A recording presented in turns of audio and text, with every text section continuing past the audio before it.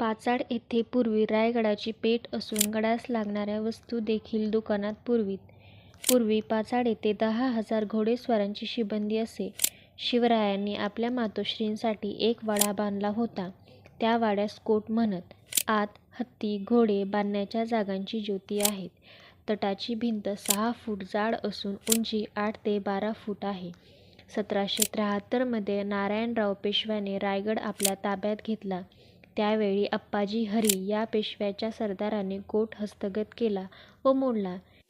जिजाबाईंचे देहवासन याच वाड्यात झाले. पाचाड येथेच त्यांचे स्मारक उभारलेले आहे.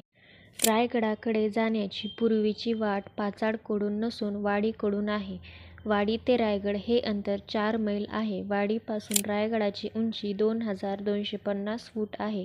वाडीपासून पाव मैल अंतर चढून आल्यावर रायगडाच्या चढास प्रारंभ होतो. या चढास